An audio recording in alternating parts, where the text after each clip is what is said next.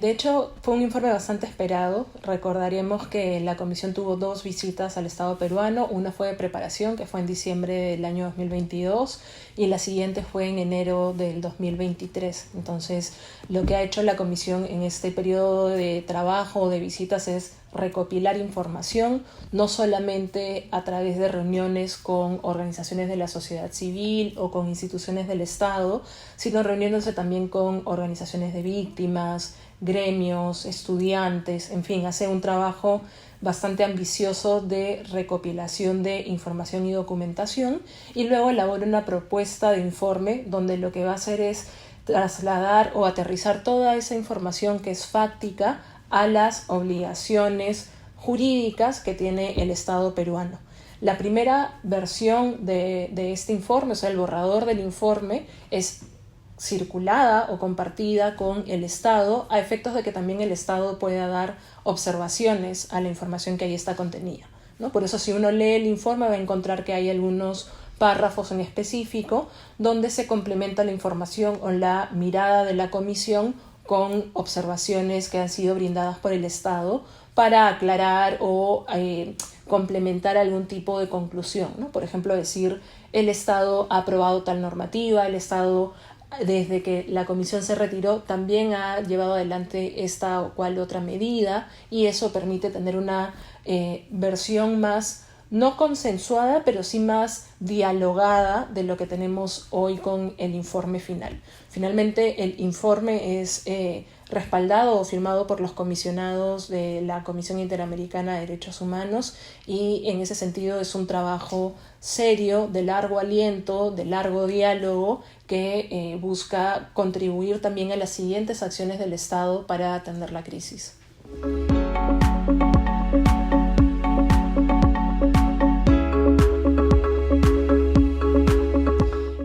Creo que estas primeras reacciones son naturales. Es bastante difícil que un político no haga una lectura política de una situación o de un documento de esta naturaleza, pero el documento es finalmente un documento técnico, no es un documento digamos que la comisión inicie o aliente únicamente en estados que tienen un tipo de gobierno, sea este de derecha o de izquierda, porque la comisión no va a mirar la ideología del gobierno o la posición política del gobierno. Lo que va a mirar es el cumplimiento de obligaciones para la protección de derechos humanos. Entonces, tan es así que el informe no solamente hace hincapié en vulneraciones o violaciones a los derechos humanos cometidos por las fuerzas del orden, sino también en vulneraciones a derechos humanos cometidas como parte de actos vandálicos y excesos de violencia que han tenido lugar durante las protestas y que son de titularidad o de responsabilidad de agentes particulares, ¿no? No solamente, y es tan poco sesgado desde mi punto de vista, que no solamente resalta como una amenaza a la democracia que se pueda vacar a un presidente o a una presidenta sin que exista mucha certeza sobre el procedimiento o los motivos, sino también de cómo la posibilidad de disolver el Congreso por denegar la confianza en 2 oportunidades es también una amenaza a la democracia, ¿no? Entonces tiene muchos elementos, creo, que permiten identificar que lo que se busca es tener un análisis objetivo. En esa objetividad, yo creo que es razonable que hay algunas personas que no van a estar contentas con las conclusiones de la comisión, y lo vemos desde, si es que se puede afirmar así, desde ambos bandos, ¿no? O sea, ha salido tanto el gobierno o los partidos oficialistas a cuestionar el sentido del informe, pero también ha salido la oposición a cuestionarlo. Entonces creo que eso es un indicador de que hay información que es objetiva y por lo tanto también genera disgustos, ¿no?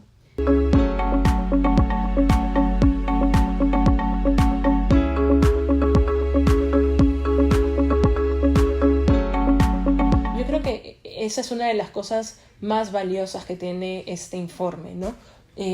Mucho se ha repetido que el Perú vive en una situación de crisis desde hace mucho tiempo, y es tanto tiempo que es hasta difícil rastrear sus inicios. Entonces, la comisión misma, al plantear los antecedentes, describe que al menos desde el 2016 vivimos una crisis política, pero también se remonta incluso a las conclusiones del informe final de la Comisión de la Verdad y Reconciliación, que este año conmemora 20 años desde su presentación, y señala que no ha habido necesariamente un progreso en el sentido de tener políticas igualitarias e inclusivas que permitan luchar contra la discriminación estructural que existe en el país, ¿no? Y que muestra de ello es que tanto la incidencia de la violencia como el número de víctimas o de personas heridas, fallecidas, etcétera, tiene mucha más preponderancia en algunas ciudades del sur del país que tienen una fuerte identidad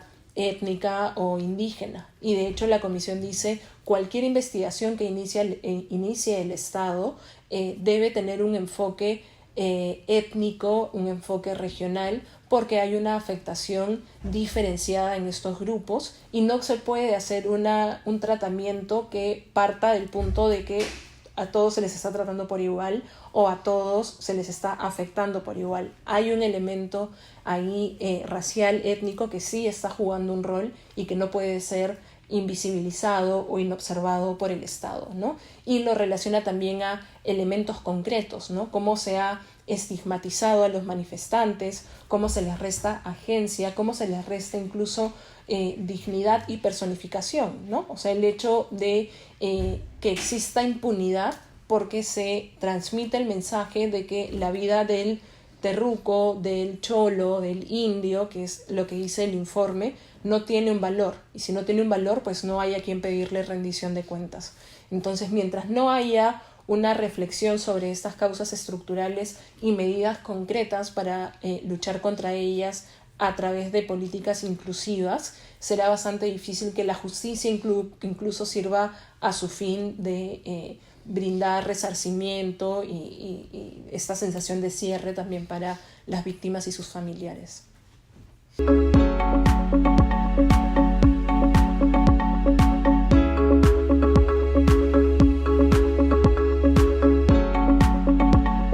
De hecho, el informe no es una sentencia, es algo que se ha repetido muchísimo, yo creo de una manera malintencionada, pero es cierto que no es una sentencia. ¿Por qué? Porque es uno de los mecanismos de protección y promoción de derechos que tiene el sistema interamericano, particularmente a través de la Comisión, mientras que el camino jurisdiccional es otro, ¿no?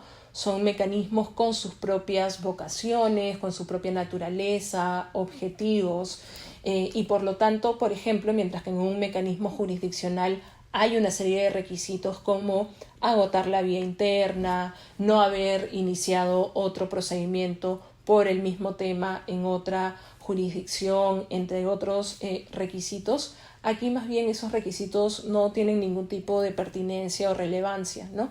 Y también esto se relaciona con el tipo de análisis y el tipo de fuentes que valora la comisión para llegar a sus conclusiones. El estándar probatorio es diferente, las dinámicas, las etapas son diferentes porque son mecanismos de distinta naturaleza. Pero si hay algo que tienen en común ambos mecanismos es su origen. El origen de estos mecanismos está en la Convención Americana. O sea que resuelve, por ejemplo, en la Corte Interamericana luego de que termine todo el tránsito en esta jurisdicción supranacional, o sea que la Comisión emite un informe, ambos órganos lo que hacen es interpretar o aplicar las obligaciones de la Convención Americana a un supuesto en particular, a un caso en concreto.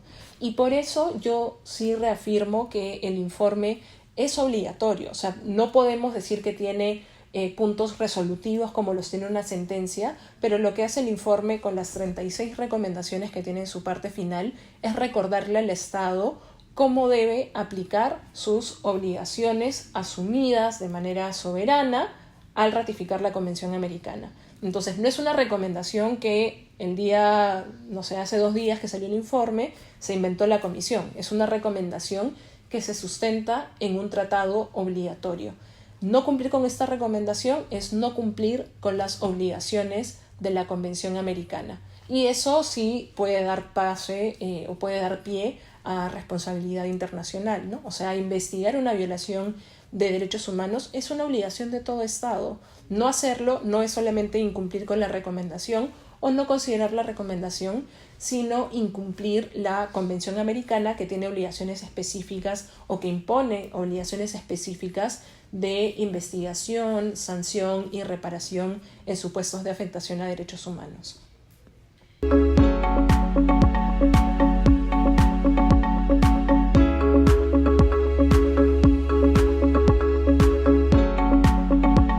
De hecho, como primera reacción, el gobierno, más allá de negar algunos extremos del informe o rechazarlos o destacar otros que juegan un poco más a favor de las autoridades, ha manifestado su apertura a mantener un diálogo con la Comisión, ¿no? Y la Comisión también ha expresado esta disposición. De hecho, ha indicado su apertura a brindar asistencia técnica, poner a su disposición, o sea, a disposición del Estado, expertos que puedan asistirlos para cumplir con esa tarea de investigación, etc. Entonces, yo quiero creer que hay realmente una voluntad de contribuir o mantener un trabajo articulado con la Comisión y de esa manera no dejar estos supuestos de afectaciones en la impunidad.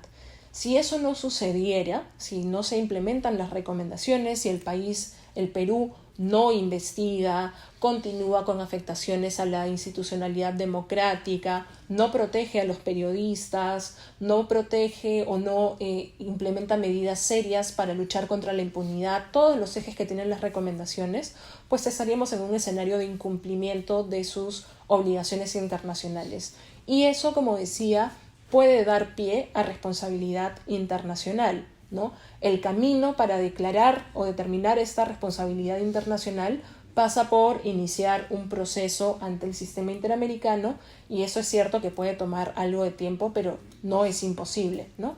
Tocará que las víctimas sí agoten la vía interna, o sea, transiten el ámbito de la justicia interna, salvo que puedan probar que ya se ha superado un plazo razonable o que en realidad no hay un camino jurídico eficaz que se deba transitar para obtener justicia, y en ese caso ya podrán ir a la Comisión Interamericana.